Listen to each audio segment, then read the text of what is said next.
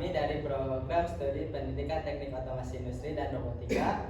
Kami dari kelompok 7 izinkan memperkenalkan diri. Nama saya Muhammad Fahreja Ramadan. Nama saya Cindy Nujul Ramdaniati. Nama saya Raditya Arena Fisat. Di sini kami akan membahas demokrasi di Indonesia untuk memenuhi tugas akhir mata kuliah PKN. Oke, lanjut. Di sini kami akan membahas 3 rumusan masalah. Yang pertama yaitu seberapa penting demokrasi di Indonesia. Yang kedua, bagaimana perkembangan demokrasi di Indonesia dari masa ke masa. Yang ketiga, apa saja tantangan dan hambatan yang dihadapi dalam implementasi demokrasi di Indonesia. Oke, sebelumnya teman-teman ada yang udah tahu belum apa itu demokrasi? Jadi demokrasi itu secara etimologis itu berasal dari bahasa Yunani kuno, yakni demos dan kratein. Jadi demokrasi ini adalah sistem pemerintahan yang melibatkan rakyat dalam pengambilan keputusan dan kebijakan negara. Nah, menurut Abraham Lincoln, beliau menyatakan bahwa demokrasi adalah suatu pemerintahan dari rakyat, oleh rakyat dan untuk rakyat. Emang siapa Cin Abraham Lincoln? Nah, beliau ini adalah mantan Presiden Amerika Serikat yang ke-16. Jadi intinya demokrasi ini berarti bahwa rakyat memilih hak untuk memilih pemimpin, dapat menyuarakan pendapat dan berpartisipasi dalam proses politik di negara tersebut.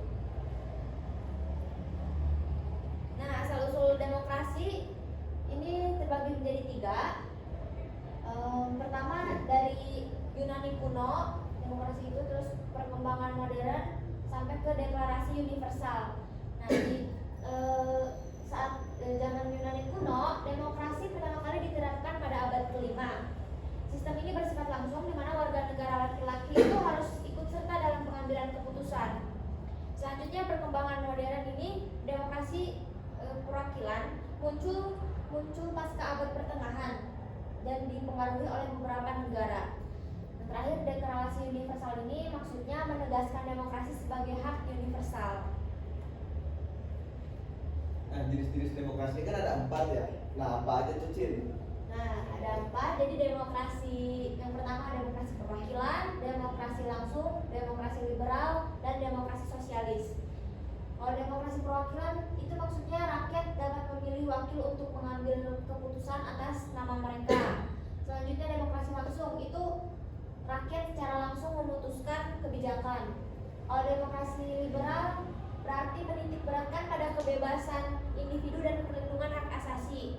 Yang terakhir demokrasi sosialis ini berfokus pada pemerataan sosial dan ekonomi. Jadi sering dikaitkan dengan sistem ekonomi sosialisme.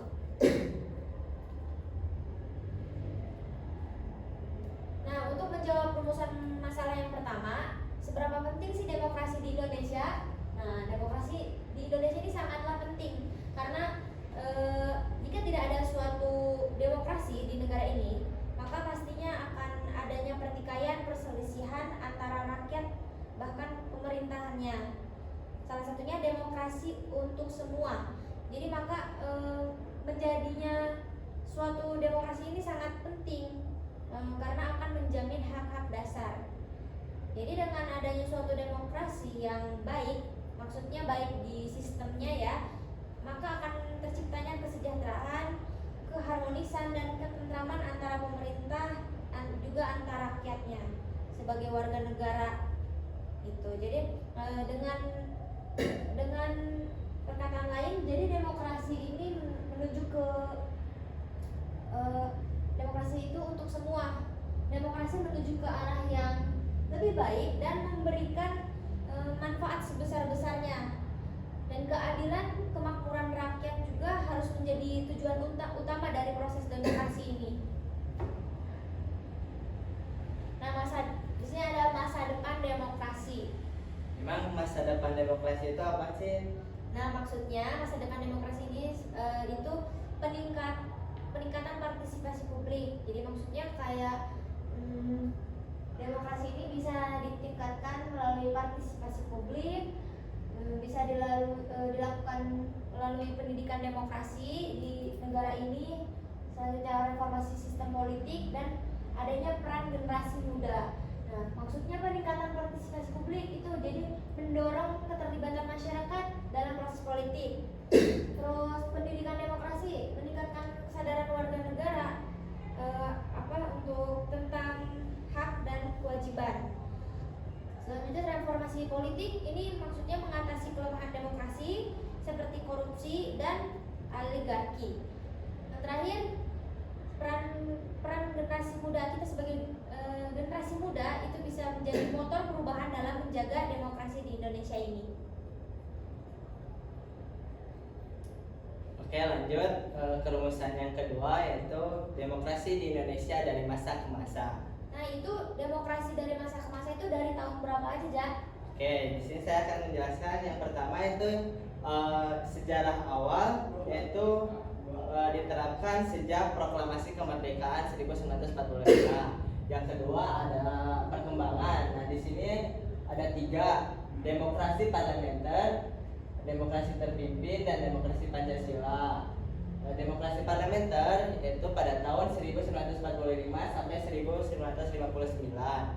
Demokrasi terpimpin pada tahun 1959 sampai 1966. Yang ketiga adalah demokrasi Pancasila, yaitu pada tahun 1966 sampai 1998. Yang ketiga yaitu reformasi dari 1998 sampai sekarang, yaitu era demokrasi langsung.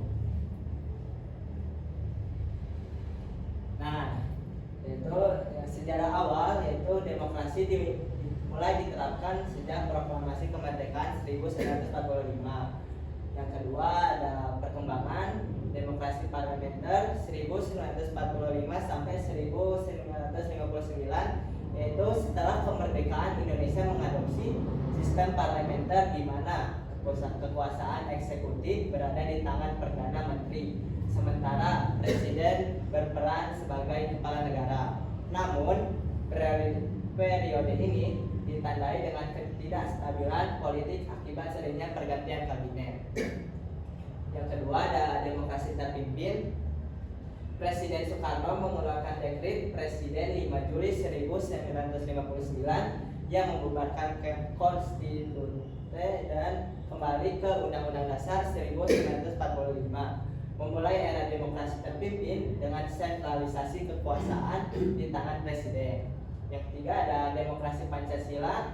Di bawah kepemimpinan Presiden Soeharto, Indonesia menerapkan demokrasi Pancasila dengan stabilitas politik dan pertumbuhan ekonomi, namun disertai dengan pembatasan kebebasan sipil dan maraknya korupsi.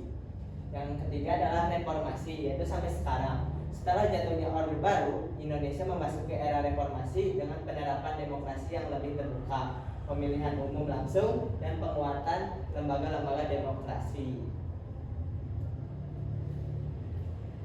Baik, saya akan menjelaskan rumusan masalah yang ketiga, yaitu tantangan demokrasi di era modern. Nah, tantangan di demokrasi di era modern itu ada 4. Yang pertama polarisasi, yang kedua korupsi, yang ketiga disinformasi, dan yang keempat ketimpangan ekonomi.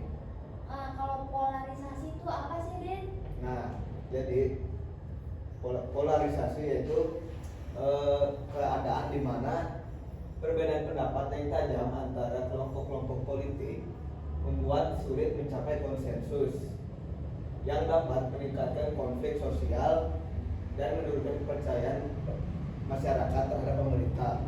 Terus yang kedua ada korupsi, yaitu suatu tindak pidana yang berhubungan dengan penyuapan, manipulasi dan perbuatan lainnya sebagai perbuatan yang melawan hukum dan merugikan keuangan dan perekonomian negara serta merugikan kesejahteraan dan kepentingan umum. Terus yang ketiga ada disinformasi, yaitu informasi yang keliru dan orang yang menyebarkannya tahu bahwa itu salah tetapi tetap menyebarkannya. Emang ketimpangan ekonomi itu apa sih, Dit? Nah, kalau untuk ketimpangan ekonomi yaitu perbedaan pendapat dan kesempatan yang tidak merata antara kelompok masyarakat. Nah, ketimpangan ekonomi merupakan masalah yang terjadi di hampir semua negara di dunia. Di antaranya itu inflasi, pengangguran, dan kemiskinan, kebijakan fiskal dan lain-lain. Nah selanjutnya itu ada hambatan demokrasi di era modern.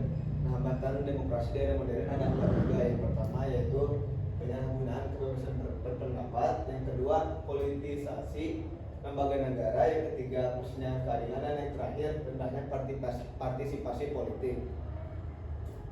Nah yang pertama itu penyalahgunaan kebebasan berpendapat, yaitu contohnya kasus penyebaran hoax dan disinformasi yang berada di media sosial. Dan yang kedua yaitu politisasi lembaga negara, yaitu mengacu pada proses pengambilan keputusan dalam suatu lembaga atau program berdasarkan faktor politik, bukan faktor teknis atau ilmiah. Kesenjangan keadilan itu apa sih, Din? Nah untuk kesenjangan keadilan itu sistem peradilan yang seringkali berpihak kepada mereka yang memiliki kekuasaan. Jadi masyarakat kecil atau yang lainnya itu sulit mendapatkan keadilan yang setara. Hal ini menimbulkan ketidakpercayaan kepada hukum dan rasa frustasi di lingkungan masyarakat. Dan yang terakhir itu rendahnya partisipasi politik. Nah ini meskipun demokrasi deliberatif menekankan pentingnya partisipasi aktif, namun tingkat partisipasi memilih dalam pemilihan umum terakhir itu cenderung rendah.